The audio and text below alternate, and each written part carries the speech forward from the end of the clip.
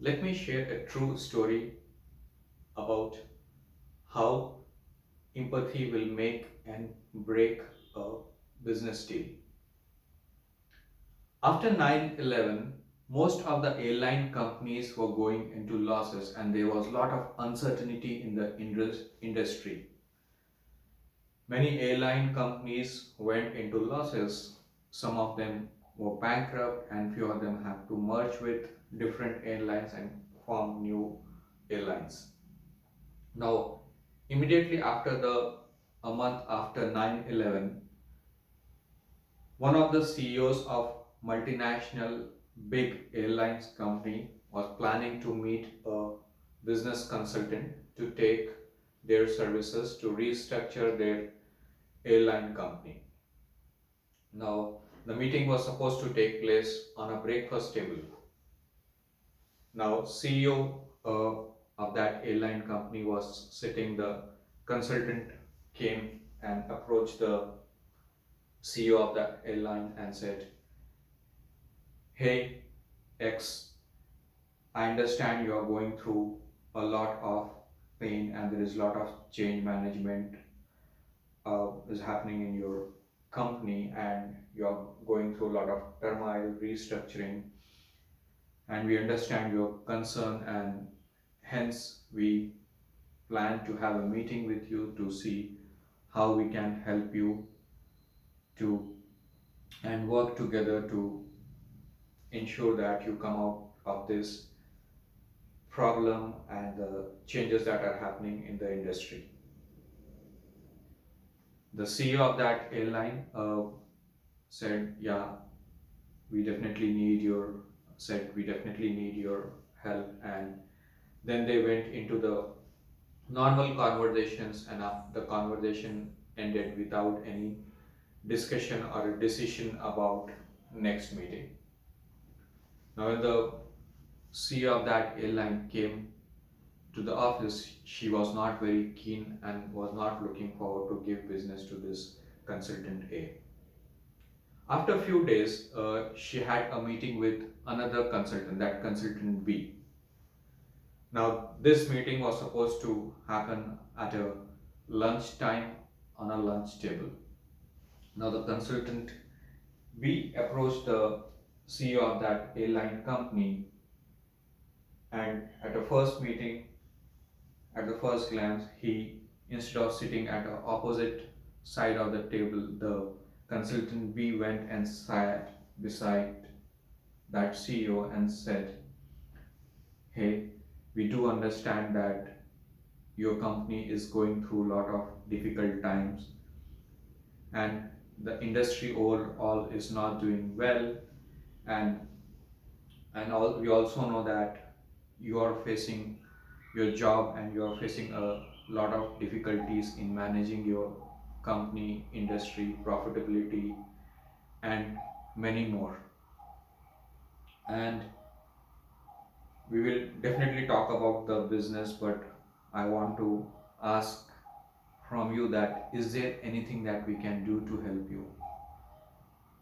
Also, let us know apart from the business what we plan to meet today to talk about it. Anything that me, my team can help you to ensure that you, in any way, we can help you to see that you come out of what you're going through. If not all, we can help you in getting help from somebody else.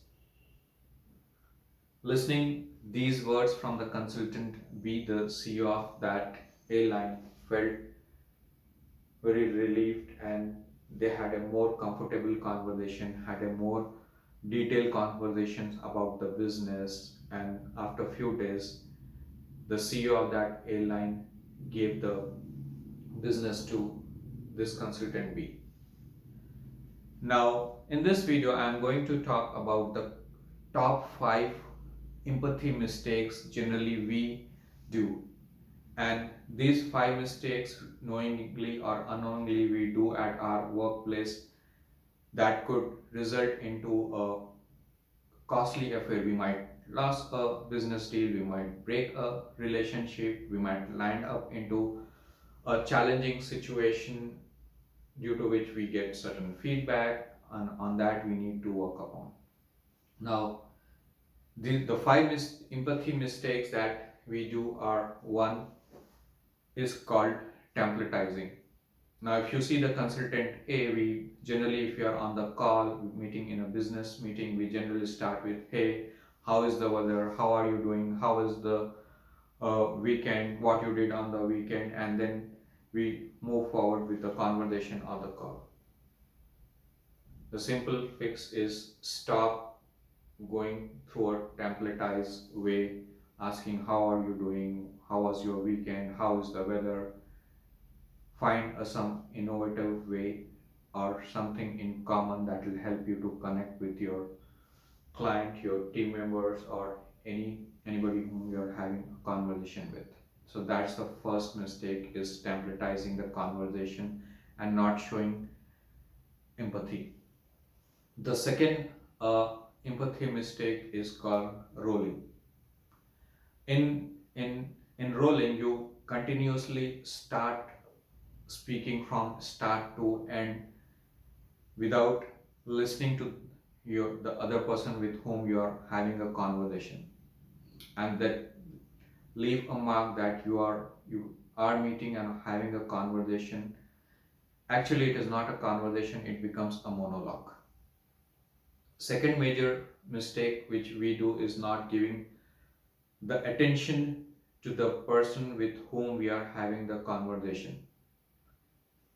We are physically present, we are half engaged in the conversation, we keep on fidgeting with our mobile phone, sometimes with the laptop, pen, book, or we are paying attention to something else, but we are not in the moment, we are not in the conversation mentally, and completely having the conversation for that why we are meeting.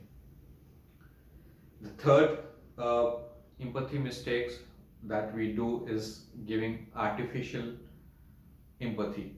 Now, what do you mean by artificial empathy is somebody share a sad or a good news. We talk about, yeah, we understand your concern. I completely understand where you are coming from, and this is the way I can help you, and move on with the conversation. The next mistake we commonly do is solving and looking forward to solve the problem immediately. When somebody asks a question, we immediately jump in, assuming that we know the answer and want to get a solution at that moment and solve it. The last empathy mistake, where what we do is listening what we want, or having selective listening, due to which we just answer the question, or somebody is asking us question, we shift the topic and move to something else. So these five mistakes, as I said, empathy mistakes could be costly. One is about strolling, having templatizing, giving artificial empathy, and then having selective listening, or being inattention, or not paying full attention in the conversation. If we fix these five mistakes and show real empathy to any person with whom we are having a conversation, it will give us a lot of benefits. Thank you.